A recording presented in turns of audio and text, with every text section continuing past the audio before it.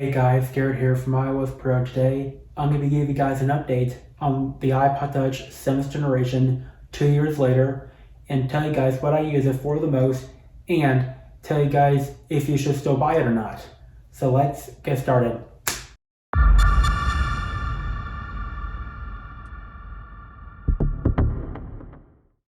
Okay, so the number one thing I love about the iPod Touch 7th generation is that in the settings app, when you go to battery, you now have battery percentage and low power mode. The low power mode was added later on with iOS 15 for iPod Touch and iPad, but the battery percentage was added as the initial release of the 7th generation iPod Touch, which previously on older iPods we didn't have that unless you jailbroke it or used a program on your computer called iBackupBot to enable the battery percentage like I did.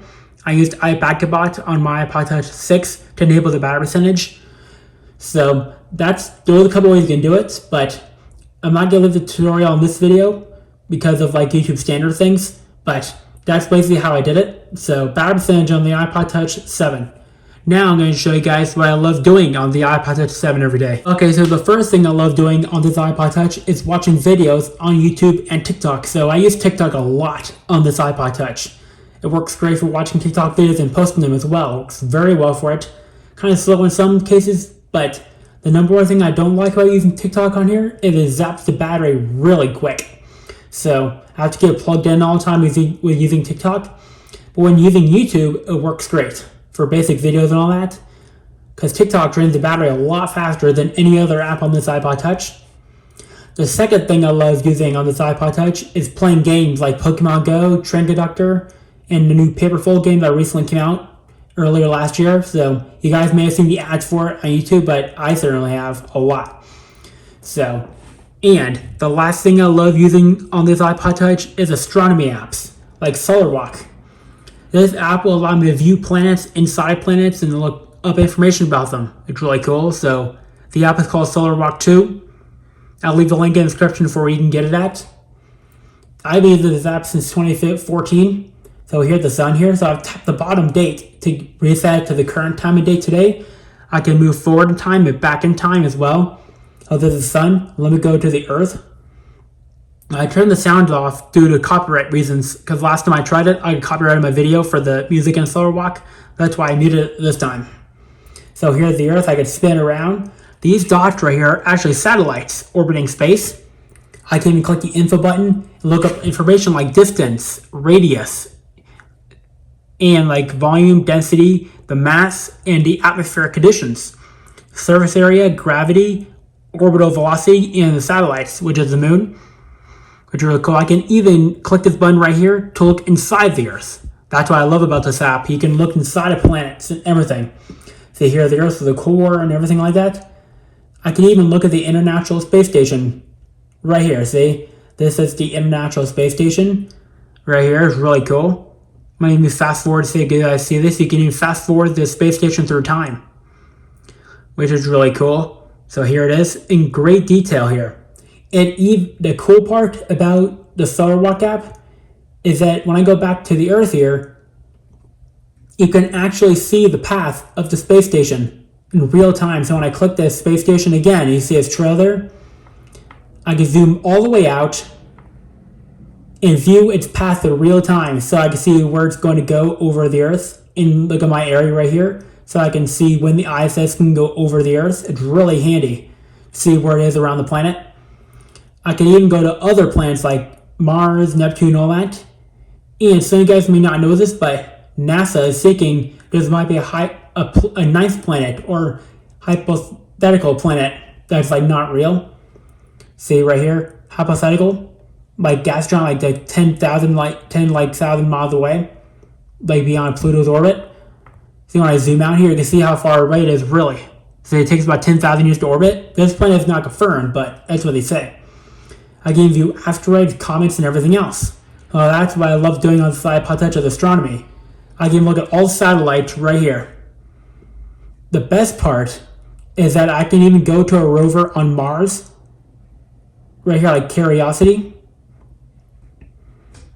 I can even go onto the planet to view it. It's really cool. See what it's doing? I'm now going to be put on the surface of Mars. Let me fast forward to daylight here. See a time frame down here? You see time frame? I can see I'm on the surface. If I do it down just enough, I can see the atmosphere. Really cool. So that's solar walk. The other one is star chart. Right here. So star chart, I can look and view star the real time categorizing, but I can't move it up and down, do the gyroscope problems on here. But if you have an iPhone, which I can show you this, my iPhone 5 running iOS 6. Let me just decrease the brightness so I can show you guys this. But I actually have the exact same app on this phone right here. Let me just find where I put it here. There it is, same app, star chart. But on my iPhone 5 here, since I have an iPhone, it should have let me. Hang on a sec. There we go. AR mode on, so I can do this with it. See, I can move it up and down to view exactly star in real time. It's really cool. So those are the few apps I like using on this iPod Touch. Also, there are a few games that don't run on the 7th gen iPod Touch due to like the developers not updating their app thing. But the number one game I could play still is Flappy Bird. So I got my 5S running on iOS 10 here, and I got Flappy Bird, the original. Let me just mute my phone here. It is one of my favorite games here. I still play today. And this app is not available anymore, but since I'm on family sharing, I can go to my sister's purchase section and get it for free. That's basically how I do it now. Because my sister used to play this, so I have to go to her purchase section to get it. That's how I got it in my 5S running iOS 10. So I play this game a lot, but on my iPhone 5S here, my score is 19, but on my iPad mini, it's about 40. So one of my favorite games I still play today on the on the iPhone 5S that I can't get on my iPod Touch here, and my iPad mini. So some games don't work on the newer iPods, some do. But I can play this on my iPod Touch 5 still, because it's running iOS 9. So, pretty cool. Now, next I'm going to explain about the music portion of this iPod. Okay, so the number one thing I don't like using on this iPod Touch that much, or at all, is the music portion. Because the music, number one, it drains my battery. Second, you need Wi-Fi to play the music if you don't have enough space on your iPod for download. The third, if you have tons of devices in your device collection like I do, about 54.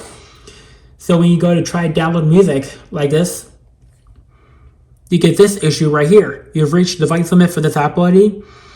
It's basically telling you that I've had more than 10 devices on this Apple ID and this one's not linked. So that's why I got like 54 to 60 devices in my entire collection, and that's what I was doing at.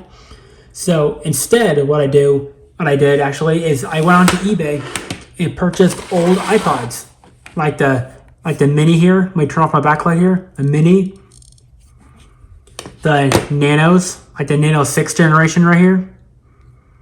I use this for music at my house, like where I am right now. I use this every day for music at home. The Nano 1st gen, right here. This is originally black, but I did a conversion to a white Nano a couple of days ago, so pretty cool. I even purchased old iPod shuffles like right here as well, so these are working as well. See, the Shuffle 2 is working, the Shuffle 3, and the Shuffle 1. Flip the switch at the back, you see the little green light there. So the ones I use the most every day for home music is these two. These two I use for music when I'm at home because they work very well, but these two I use for in the car. The reason why I use my mini a lot for in the car, but when the battery runs dead, I have to use my Nano as a backup. So works very, very well for in the car. You can even, inside the settings app here, inside settings, the cool part is if you go to clicker, you can actually set the clicker through headphones, speaker, or both. The speaker is what you hear right now. The headphone is what you plug into your car with the auxiliary cord. That's the one I use. I tried plugging this into my car, and I got the OK to disconnect symbol like you do on a computer. So I use auxiliary for this. And my Nanos, all the other ones too. So that's pretty much the music portion of this video. So next, I'm going to talk about if you should still buy this or not. Okay, so the number one question you guys may be wondering is, should you still buy the iPod Touch 7th generation at Apple? And my answer is yes. So in case you guys just want like something simple to listen to, like doing TikToks or YouTube, something very simple, you can use the iPod Touch for that. In case your phone's battery dies, or if you don't have your phone with you, you can have the iPod Touch as a good backup here.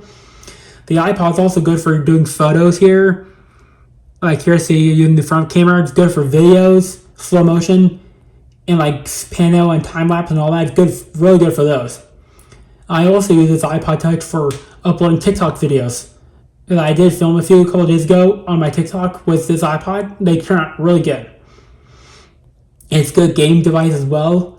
Good like YouTube device and everything else. Good like good for using apps like store apps like Walmart and all that. Pretty good for those too. And I check my YouTube views on this iPod Touch using Studio all the time. So that's basically why I should still buy it. It's a good companion, like good alternative for a phone in case you guys don't want to buy like a phone with contract and all that or want with service. You can use the iPod Touch as a backup.